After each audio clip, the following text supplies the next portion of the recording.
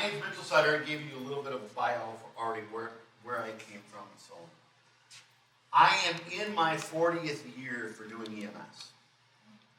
So I started out when I was 19, when I was actually dairy farming. So I quit in 1985, I moved to town, and then I got on the fire side. But two things that I really like to do a lot, EMS and believe it or not, fire prevention. Are two of we get guys that love to ride the trucks, and I ride the trucks too, but I mean, I like to do this, and it's fun. So just start out with some areas of concern during the holiday season. And some of these concerns that we're going to show you are year-round. It doesn't necessarily have to be the holiday either. It can be year-round. Simple fire safety issues. So, indoor electrical power use. We all know we're running cords, we're running, getting lights, getting our tree decorated, maybe some other lights on your, if you got a fireplace, maybe on the mantle, window lighting, that type of stuff. Outdoor electrical use. I do think that we have residents, and every community has residents where I think they're trying to have a competition of who can put up the most, the old Tim the Two-Man Taylor type thing, how much can I put up to light up everything? So, and they're both fine, but they both have specific equipment that we need to use, and we'll talk about that. Electrical cord capacities. That's the other thing that we see a lot of, is just simple overloading. We'll show some of that. Condition your electrical cords. People don't like to throw away stuff, I get it, but if they're in poor condition, throw them away. Not even worth the hassle of either having electrocution or having a fire start. Real Christmas tree versus artificial trees, both are fine. Each has its advantage and disadvantage, but they are perfectly fine as long as a real Christmas tree, as long as you maintain them, they will function for just fine. And I've got some video that I'm going to show too of just different things with Christmas trees and that thing. Decorations in general. How are we placing those decorations? Where are we placing them? There again, if there's electricity involved, how are the condition of the electrical components of that? Candle use. This is the time of year where people do like to burn candles. It's either for scent, maybe for atmosphere. There again, it is an open flame when you have a candle. Therefore, you have that potential of a fire ignition source. In the old days, they used to decorate the Christmas trees with candles, lit candles on the Christmas trees. So we don't do that anymore. We don't have the house fires either. So,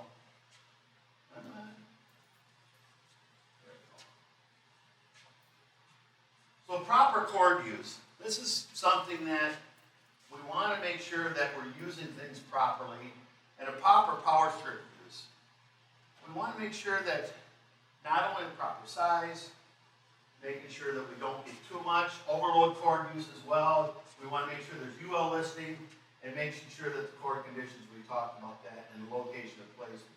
So I don't know if you can see that, but if you can see up there, let's see if my little pointer thing works. Up here is a plug with a cord coming out, another cord here, and another cord here, and you can see there's another cord right there. That is a household extension cord. Simple thing you can buy at the hardware store, 2 strands.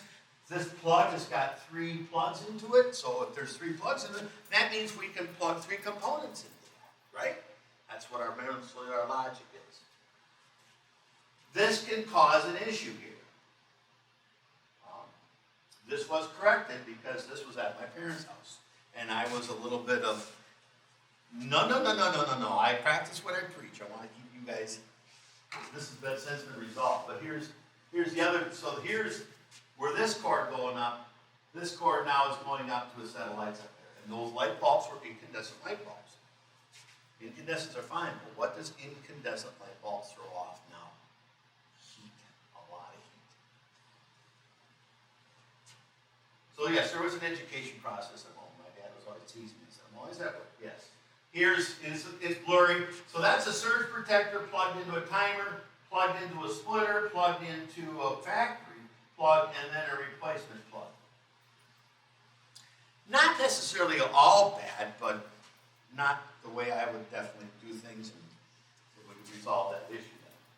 This, on the other hand, is something that I see a lot.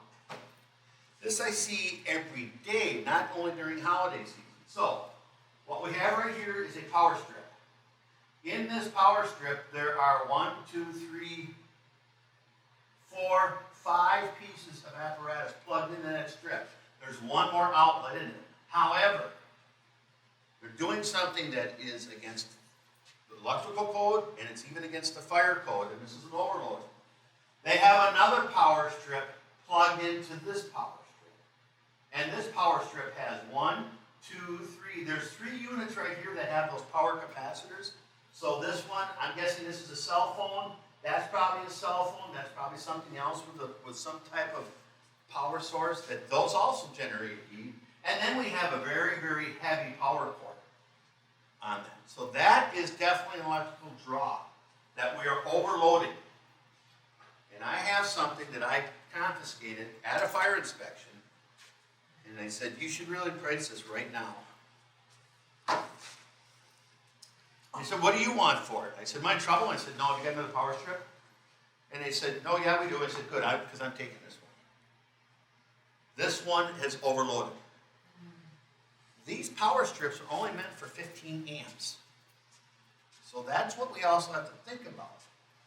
There has been known fires that have started as a result of these things being overloaded. A fire that I know that I was at when I was on a previous fire department, this had it plugged into a big chest freezer. Big. They draw about 25 to 30 amps, and then this was plugged into the water softener unit. This eventually overloaded the system, melted, started the fire, and it got it. So these things can get overloaded. Just because there's that many strips on your open zone doesn't mean we all have to plug them in.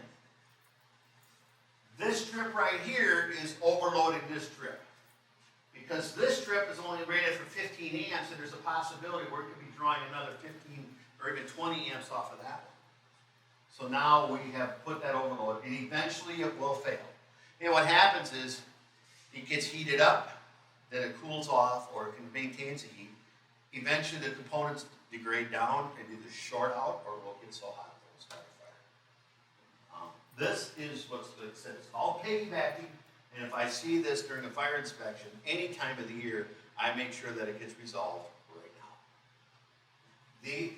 These have to be plugged directly into an outlet. So, here's another thing that I found. So this is a power cord right here. Here is a plug where they just split the wires, and this is a black cord. They just split the wires and duct taped them together. I said that's also unacceptable. You got to replace.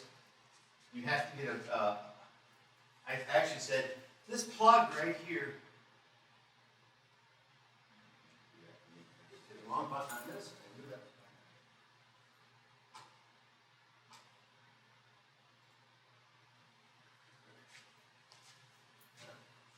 There we go. I said, take this cord out here. This cord is a rated plug for that cord. Get rid of this right here. Just fix that. And then you're fine.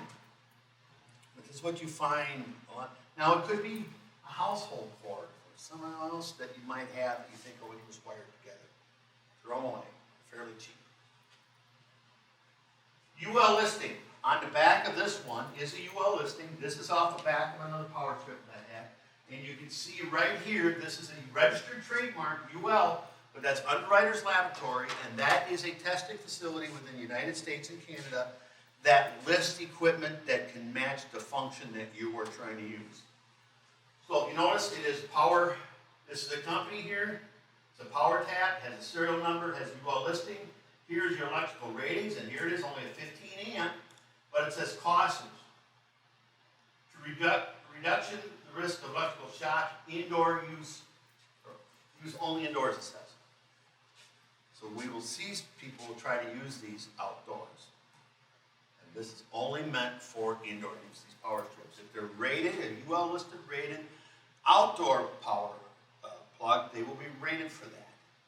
I noticed in our park that we have right over here, they have some decorations, and they have, you see one of those green plugs that they have multiple things, that is UL listed to be outside use. So make sure that you're using the proper listing. So if you want lights that are outside on a tree, or maybe some other decorations that you might have, you must make sure that it's UL listed for outdoor use. Here on this power cord is a UL listed cord. There again, that is a heavy extension cord, depending on what you're using. But this is rated at significant higher amperage load than a simple household extension cord. So it all depends on what you have plugged into. It's all about load draw. Here it is the UL listing right here on this plug. And yes, that's just a simple old plug that is a decoration. But I wanted to show that that's where that UL listing is.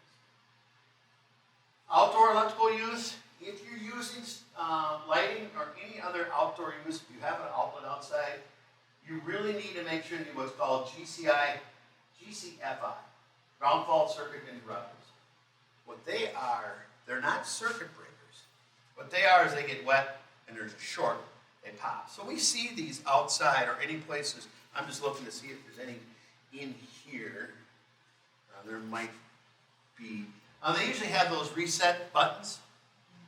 So that's what you want to use for outdoor use. So if they get wet, they short, they pop.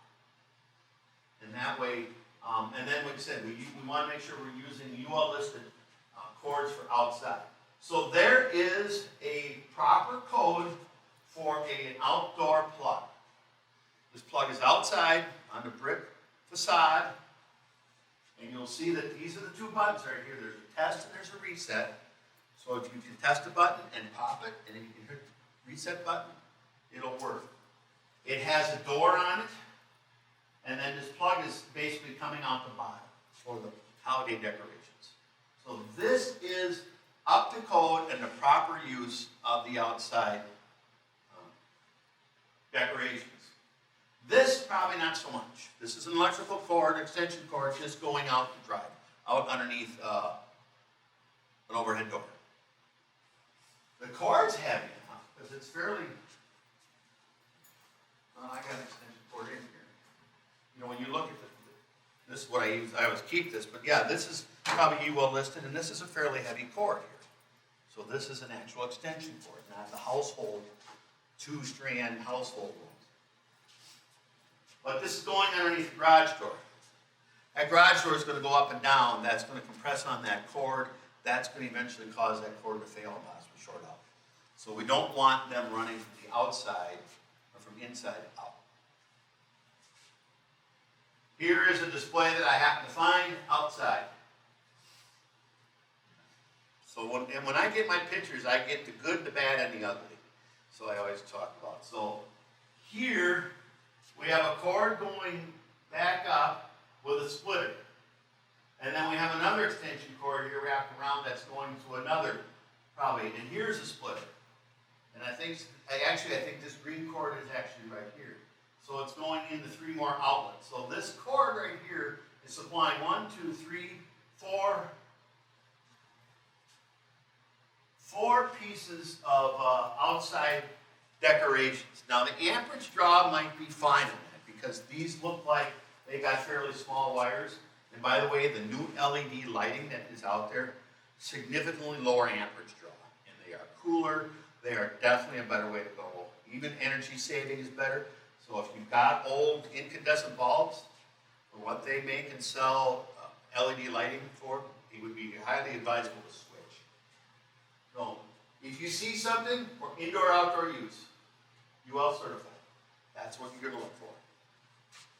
That's whenever we're buying stuff with my wife, I'm making sure, well, this one, I said, I look in the box, you turn it over, and I want to make sure that it's listed for outdoor use. That's where you're using it for. Christmas trees. I mean, everybody wants to have a Christmas tree up. We have our traditions, and it is a live tree always. As we get older, there might come a point where we have an artificial, but right now, and we have a 4-year-old grandson, so he has part of that excitement. He went along with us to get it is an our tree. So fresh cut trees, There's pre-cut trees. Those are the ones that you see like out at Pick and Save, the grocery store, or we have the nursery down here off of Exchange Street has pre-cut trees. What you need to remember on these pre-cut trees, they were cut back in October and wrapped in shit. So they've been cut for almost 2 months now. So the biggest thing with them is they still will work quite well, but it's just the proper ways to deal with that. We want to make sure our placement's good in our live trees, decorations we put on them, live tree care, lighting, and then we'll talk about artificial trees.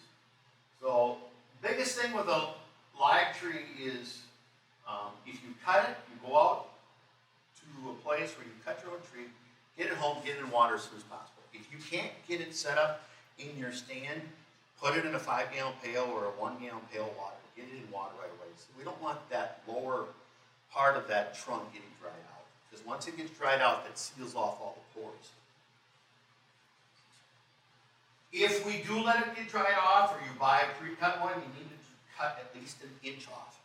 So if you're ready to put it up and you bought a pre-cut tree, cut that inch off, put it in your stand, and then put water in it right away. And that's the only key. You just need to recut again. And now we got a fresh cut with open pores where the sap hasn't covered up all those pores, and we'll continue taking up water. We put our tree up last week. I was in training, got home, we got our tree, we got it up, and it's taking about 1.5 gallons a day right now. So but we usually keep it up till the week after New Year's, and by that time we're down to maybe a quart a day at the most. We don't have to fill it up all the time because we have like a 2-gallon stand that holds quite a bit of water. We want to try to keep them away from heat registers, and I'm talking forced air heat registers. That tends to dry those trees out. We also obviously want to check the water daily. That is a critical thing. Make sure you set up in a way that you can get at it, check it. Try to have short distance on your electrical outlets, so for your tree location. So if I'm going to put my tree in this location, I've got an outlet right here. I might have another one over there. I've got another one. They're close. I'm not going to run outlets halfway around the house just to put lighting on this tree. So think about your location, where your electrical outlets are. Keep it away. This is kind of an obvious one, but we do have to say this. Keep it away from fireplace. Either if you've got a wood, gas, or electric fireplace that is a heat source that's radiating heat off, that will dry out the tree. If it's a gas, or especially a wood fireplace, and if it's open, now you could have a possible ember that could ignite the tree. So we want to make sure we keep that away. Place where I have my tree, yes, we have a fireplace insert, but it is at the opposite end of the room. The door is closed, but that's probably one reason why we go through so much water down there, is because we do run the fireplace when we are home. So it's added extra heat, so the tree is combating that. You might want to consider securing the tree to a solid surface, especially if you have pets.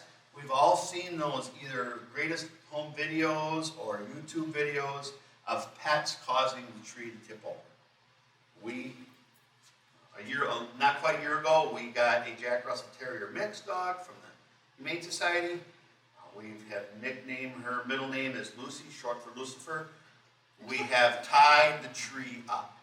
So it's in the corner, it can't tip backwards, but I want to make sure it's not tipping forward. So I took some fishing line, and I now have it anchored to the back wall with a hook, and then so we're making sure that it's not tipping over. So that's what we were a little bit worried about. It is something, and if you have small kids, what do they like to do? They like to pick up stuff, they might reach up, and they might grab. So make sure that you've got your tree properly placed and properly secured. If you got a good stand, that can probably take care of it. Might want to go that extra precaution.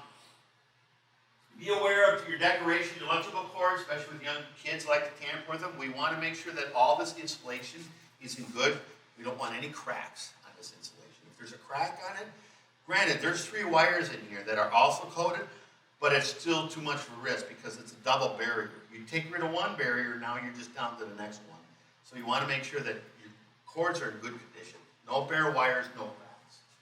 So that also goes for pets because, like I said, our dog, Lucy for the middle name, She likes to chew.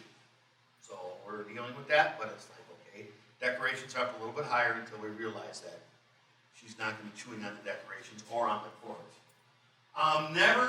You really should always avoid never having more than 3 strands of strings in one circuit.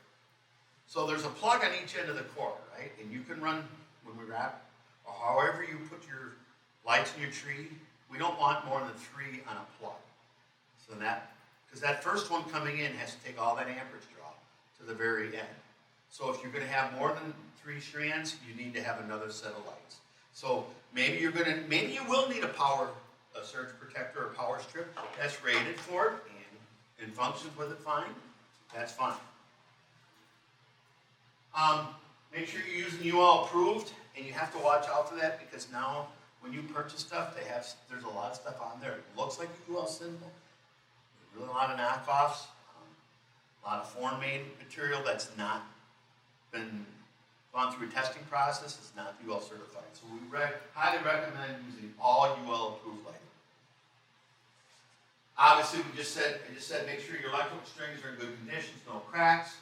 You could consider replacing your old incandescent bulbs with LEDs because it's power use and heat. The LED or the incandescents do throw off heat, where the LEDs throw off considerably less heat. And we don't want to mix bulbs with different strings. So if you've got a string that's missing a bulb and you try to pull a bulb from another string, chances are it's not going to work.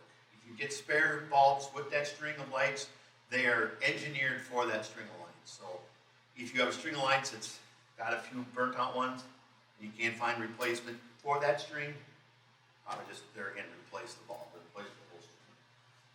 So this is our fire department tree. This is an artificial tree. So there's many different artificial trees that are out there. This one has the lighting incorporated into it.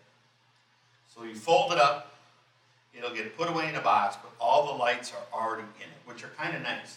And I have a neighbor they're both elderly, and that's how they put up their Christmas tree. They pull it out of the box, fold everything down, put the stand, put together, they have their lights. They don't have to do that anymore. So they still get the spirit of Christmas without all the hassles of a light tree. So this is all UL approved.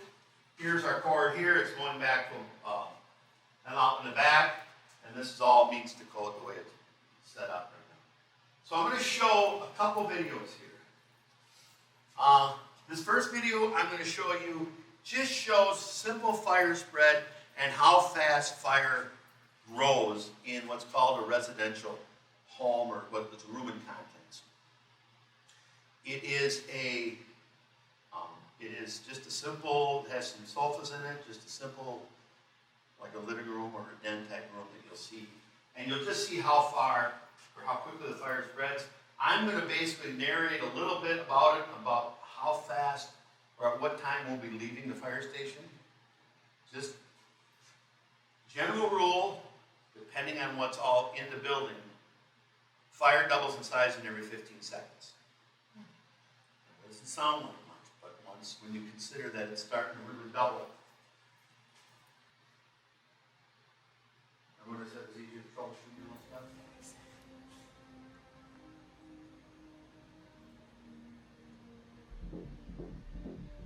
So we're at 15 seconds into this fire. Simple living room. And maybe it was a cigarette, whatever it was, that started that box on fire.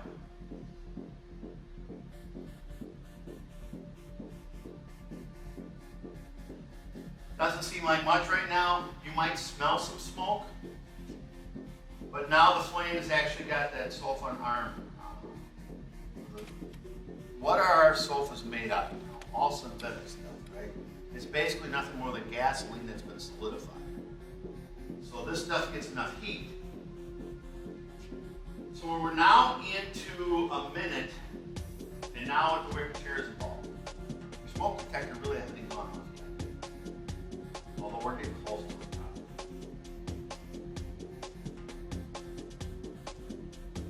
But you might have saw this fire, okay? So now you call 911. The fire's been burning a minute already. It may take a few questions, but yeah, you say you got a house. Okay, within a few seconds, we're being paged out. We have some staff here during the day that can fun, but sometimes we're waiting for staff to come from outside for a volunteer service. So we have not even gotten to the station yet. Maybe we're gathering our things, everybody's at the station.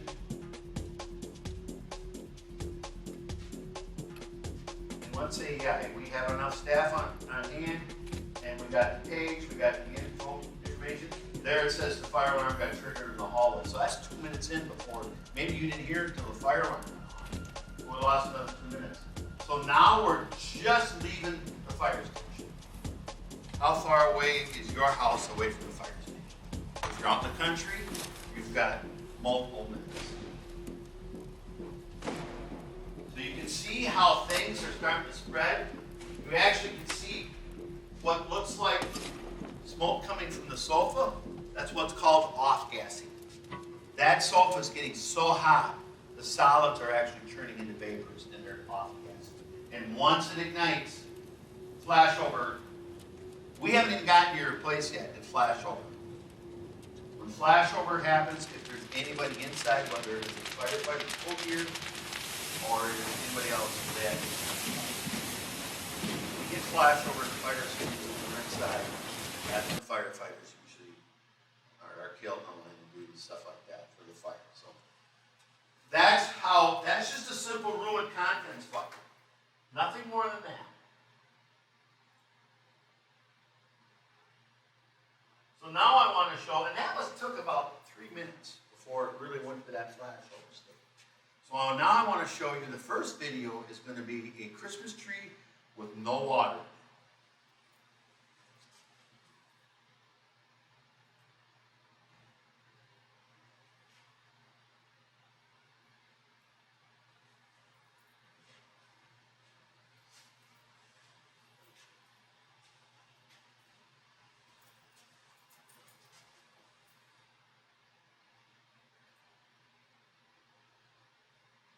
Oh, they always got to do their ads now on YouTube.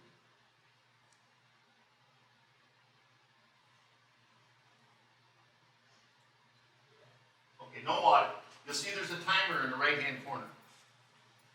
I want you to watch and see how fast things happen now. 5 seconds. 10 seconds.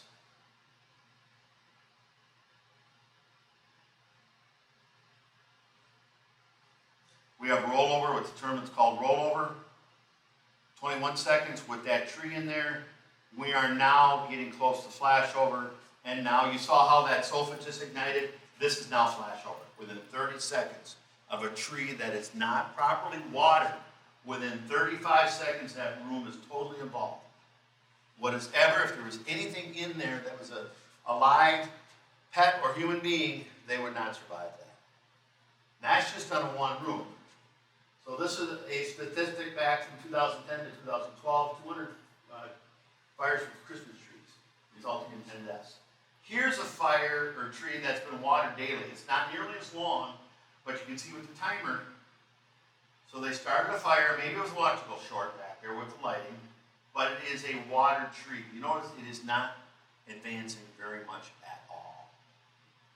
So it takes a lot more. So that is the other key that we want to make sure that if you're using a natural tree, we want to make sure that you do water it daily or check it daily for making sure that there's enough water in it. What do you mean by flashover exactly? So what the term flashover is, eventually, it's usually anywhere from 500 to 1,000 degrees. So what it is when you saw the sofa starting to actually look like it was smoking, that's what's considered off-gassing. It was actually turning into a vapor. And you get enough, first of all, you get enough of that off-gassing, so and those vapors are combustible. The other thing you notice with all that heavy black smoke that gets generated, that's also particulate. So when you get to the point where you have enough particulates, you have enough material off-gassing, it ignites all at once. So it's basically what they call flash. So all of a sudden you saw how that just erupted in fire. That is what we call flashover. That is the whole reason why and I'm always a proponent of sprinklers, this building is a sprinkler building, that is to prevent flashovers. Sprinklers in homes, same thing, it's to buy time. May not extinguish the fire, but it's gonna prevent the flashovers that you can get out. With the tree situation, you saw that in that time period, they had 10 deaths associated with them. With those 200 fires, if they had sprinklers, those people would have survived because that would have kept the fire contained. That tree would have went off and that would have hit the smoke and the sprinkler would have put it out.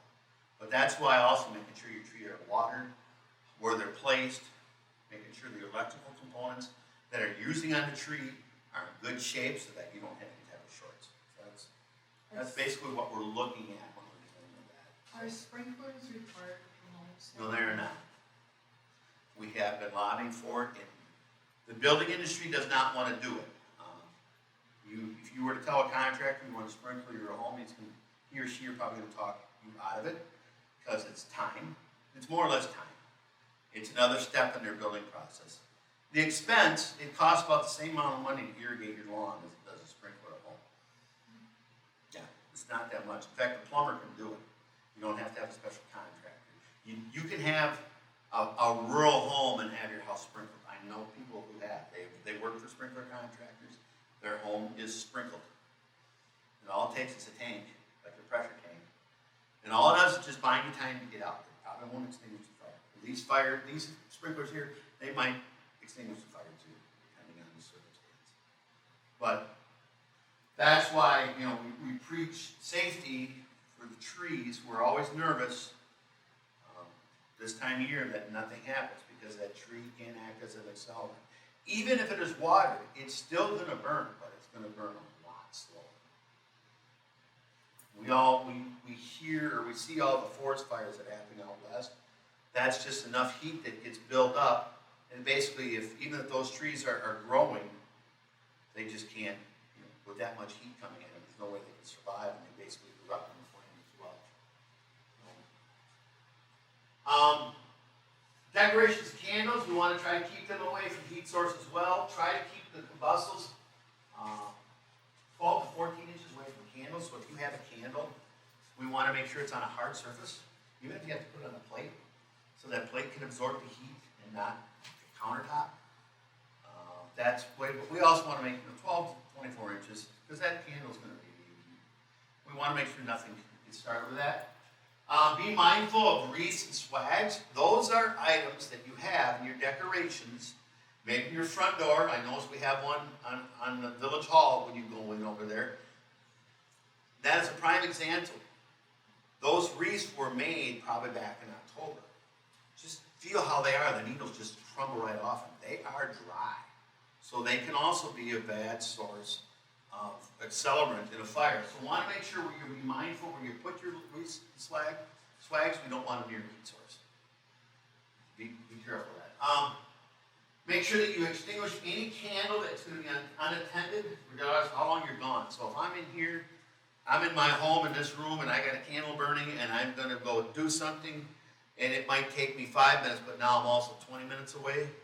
That candle's been burning unattended for 20 minutes. We saw how fast fire can spread. So that is a heat source. So if you're going to be gone for any type, if you walk out in your garage and come back in, that's one thing. But if you walk out and you're going to get sidetracked and you're gone for a little while, or you're going to run a quick errand, make sure you extinguish the candle. That's what we ought to do. Pets. And I bring pets into this because actually her name is Tia, so that's why her middle name is Lucy, like I said. They can have separation anxiety. We all seen videos where they've come home and the pets have basically mangled all the decorations because they can have that separation anxiety and they'll go after it. That can cause a fire because those cords, even though they might not be on, I might have the switch off for the lights to be off, but this cord still has electricity. It's still energized. So if they chew on that or knock something over and now it shorts out, it can cause a fire.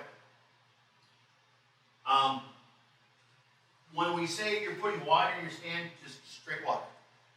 Nothing else. Don't put any sugar or anything else in it. Just straight water. Because if you have a pet I guarantee you they're drinking out of that base. I've had 3 dogs since I moved to town from the farm, and every one of them drank the water out of the stand. And that's fine. It's not going to hurt them, but we want to make sure that they might, like they said, chew on cords. They can cause injury to their pet. Might crawl up the trees itself, which then again could tip over. That's why we want to secure the trees. And then they can also, we have a lot of food, a lot of chocolate type foods, rich type foods. They can also cause, I put a little bit of pet safety in here. I used to be animal control as well. So it's like they are family as well, but they can be a contributing factor for causing a fire. So that's why I put pets in here as well. Any questions about fire safety during a holiday or any other general fire safety question that you might have? I have a question. Go right ahead. I've got a floor lamp that is very old. Yeah? And I'm concerned, I'm not sure if it's to the point where I should throw it away or not. I unplug it when I'm not using it, Mm-hmm. but it's an old Old. cord. What to do? Is it okay to have it rewired? Should I do that? You could have it rewired, sure. If you can find somebody to rewire it, by all means, have it rewired. In fact, a lot of times they can put in a socket with a LED light bulb in it, and they'll put the proper cord. Yeah, if it's like an antique or a family heirloom, you could It's have not it bad, rewired. But I got it years ago. Well, that's some of the best stuff out there. So, they don't make them like that anymore. So how can you tell if it needs to be replaced? Well, I mean, if it's probably more than 10, 15 years old, it probably should think about it. Okay. I don't know, the age. Because even though it might look good, plastics or insulation does degrade. I mean, these items do wear out eventually. They do get old and brittle and that sort of thing. If you want to keep it, I would consider looking into it. Because if you rewire it, you can put a different light bulb in there, probably save some energy and not have the heat. But, otherwise, we used to have those halogen lights that were on stands, narrow stands, and those were extremely hot. Those were known to tip over and cause fires just because they are just so hot. We don't recommend having those in your homes as well anymore. Yeah, that's a lot of people that do. I have been on ambulance calls where the patient's not critical by any means. And I said, well, by the way, you might want to consider getting rid of this right here. Yes, you cannot take the fire inspector out of me for public safety. Yes, I'm here to treat your patient. We're going to transport you. Yes, you're fine, but I see something here. I'm going to draw your attention to it. So, yeah. And what is it in McFarland in an apartment? Are you supposed to have a smoke detector in every room except the kitchen? Smoke, yeah, you don't want a smoke detector in the kitchen. Right. Although they do make smoke detectors for kitchen use, and they're not nearly as sensitive. So that's the other thing. You can have them within the vicinity. But yes, you should have a smoke detector on each level, preferably one in front of the bedrooms, if not one in the bedroom. We recommend actually having one in the bedroom. Also, carbon monoxide. So if you have any type of combustion going on in your home for hot water, heat, or cooking, you definitely need to have a carbon monoxide. If you have an attached garage to your home, you need to have a carbon monoxide because the car can be the source. I've been on calls where the car was the source of the carbon monoxide, and it wasn't even something deliberate. So the garage, they were working in the garage, and the carbon monoxide detector went off in the basement. Well, in the garage there was conduit pipe with electrical cords running in and under, and that was just like a chimney effect. So, and the exhaust, the pipes were here, and the exhaust was right here. So yes, you definitely want to have carbon monoxide, preferably at the level, definitely within your burning appliances. My house, I only have a furnace that runs on gas, so I have one there, but then I have the combination. Well, I have electric. You have electric heat? Okay, you have a house, you have your Apartment. apartment? Okay, so the apartment is still by law required to have a CO detector and a smoke detector, probably in your bedroom for sure. So if it doesn't happen, you can contact your landlord. If you need our assistance, we can get involved with it. When I go do an inspection in an apartment complex, the only thing I can inspect are the common areas. I can't come into your apartment to do your inspection unless you invite me in. See, it's your domain. The same rules that apply to us apply for law enforcement. We just can't force our way into your apartment to take a look if there's a fire hazard. Now, if I'm in there as a result of an ambulance call, or for whatever reason, I'll take note. I can be invited in. You can invite me into your apartment, and I can say, and I'll do this. I've already done this for people. Come in, please come into my apartment. Yeah, you don't have a working smoke detector, a working carbon monoxide detector. Yeah, I'll have a conversation with your landlord. And he can call me an adjective or whatever he wants. I don't care. But this is what the law is. It's what the code says shall happen. And the word shall is used a lot. So if you, okay, I don't have a problem. yeah. So we can talk afterwards, and we can address that issue for you. Yeah, by all means. But yeah. So, like I said, recommend it. All loves house, smoke detector, CO detector at all levels of the house, especially in rooms that have any type of combustion going on. Definitely in sleeping quarters as well. Yeah. Any other questions? Well, I'm basically complete.